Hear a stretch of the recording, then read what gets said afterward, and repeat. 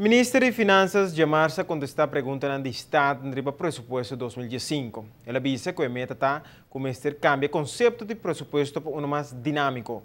Um exemplo de ideia é estar começar por ajustar o presupuesto na caminha e não unicamente fim de ano, através de presupuesto supletório.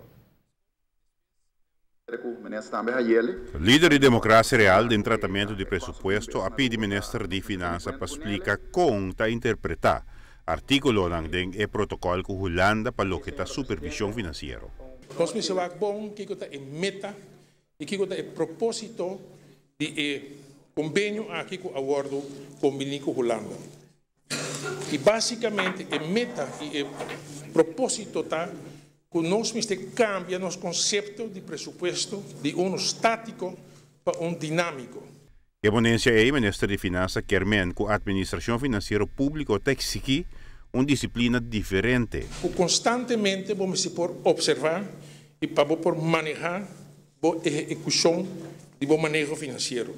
E que por uma conta regularmente, não era fim de ano, mas que regularmente bota uma conta e caminho que bota beta, que bota desviar, for de boa ruta, que vai delinear o presupuesto, que bota bem, que proposicionam para cambiar a ruta e para botar riba a ruta trobe que vai definir bem o presupuesto. Ministro Bermúdez está a repassar o ênfase da agência da maneira IMF e o próprio CFTI para durante anos por ajustar o manejo e administração financeira. Ook dat fim de ano bota bem com begrotingswijziging, pero no momento que está óbvio, bota bem com ele, parlamento e bota proponer para assinar o presupuesto porque da hora executar riba e ruta com o acordo delinear e aprovar bem parlamento.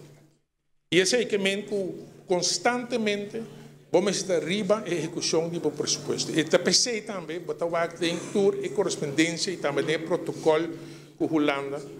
O Panang não somente é presupuesto, mas a execução do presupuesto está relevante, está essencial. PC também está boga para nós direita e administração financeira.